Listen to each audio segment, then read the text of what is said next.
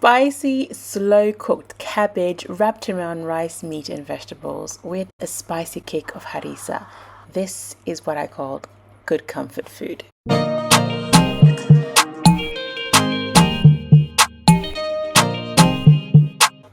Hello indulgers, welcome once again to Indulge with ET.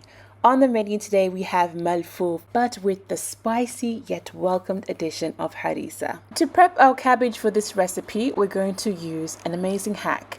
Go on and place your cabbage in a deep freezer overnight, and the next morning all you need to do is bring it out to thaw while you go on to prepare the filling. Don't you just love a great hack that cuts back on that cooking time? So to make that stuffing, we're going to start by washing our Calrose rice until the water comes clear. Add your minced beef as well as your mirepoix. This is the trio of carrots, celery and onion. Go in with your fresh herbs. I've used parsley and coriander today, as well as your spices. Today we are seasoning with some ground black pepper, Middle Eastern 7-spice blend, sab'a bukharat, as well as some turmeric and Vegeta seasoning and olive oil. Don't forget the salt and of course that spicy harissa paste for that smoky, spicy kick. If you are a lover of garlic like myself, add your minced garlic and give that a good mix until all the ingredients come together beautifully. Set your filling in the refrigerator to marinate further until we are ready to start assembling. Now let's get back to our cabbage that's been thawing away. Once thawed, these cabbage leaves are perfectly soft and peel off with so much ease. They're ready for rolling, no boiling or tearing or stress. This kitchen hack will always give you beautifully tender malfouf. Peel back those cabbage layers until you have reached the core of the cabbage and go ahead and use a serrated bread knife to separate the cabbage leaves from the core.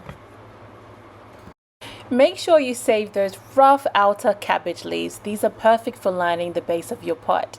They help to shield both the meat and the cabbage rolls from sticking to the base of your pot, especially if you're using a cast iron enamel, which generally has a higher tendency to burn and crust compared to other cookware.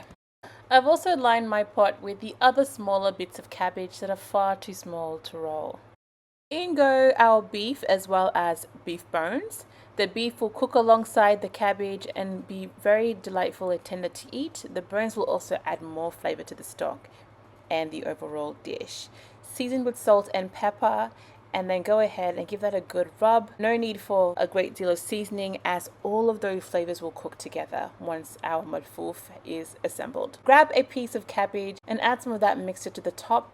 Bring in the sides and roll down towards yourself. It's that simple. Repeat this step until you have exhausted all of your filling and the cabbage as well. As for the larger pieces, you're going to want to cut them in half and remove that little spine. That's normally quite tough to eat and it makes it difficult to roll the cabbage. If you've managed to get a very big cabbage, you might have to cut that again into quarters, just to make sure you have equal size rolls throughout. Now let's start with our assembly. Go ahead and place a bit of the filling at the top part of your cabbage leaf, fold it downwards, then you fold in the sides and continue rolling towards yourself. It's that simple. Repeat this until you've exhausted all of your filling as well as your sheets of cabbage. I like to add any remaining cabbage pieces or offcuts on top of the malfouf. Now we're going to prepare the rich tomato sauce that will cook alongside the malfouf. All the ingredients, measurements and step-by-step instructions are up on indulgewithet.com where you can save, pin or download the written recipes. Into our saucepan we're going to add some olive oil and tomato paste. Fry that down for about 2 minutes to cook out some of that tartness.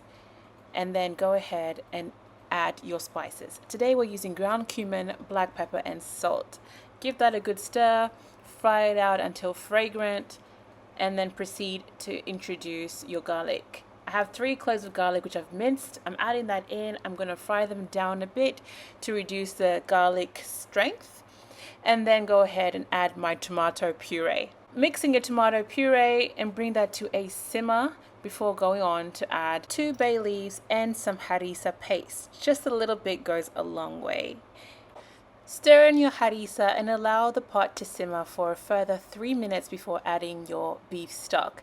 This is homemade beef stock. You can use a stock cube as well, mixed in with a cup of water.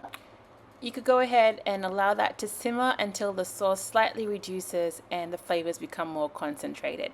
Pour that into your pot of Malfouf and then allow that to simmer on low heat for about an hour and a half. Place some baking paper over your Malfouf and add a ceramic plate over the top. This additional weight will help lock in all that steam to make sure you have a beautiful tender result.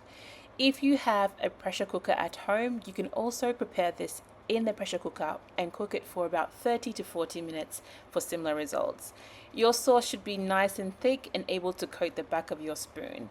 Go on and flip your pot onto a plate. Enjoy that beautiful tender malfouf and beef, sprinkle with some parsley and serve alongside a wedge of lemon.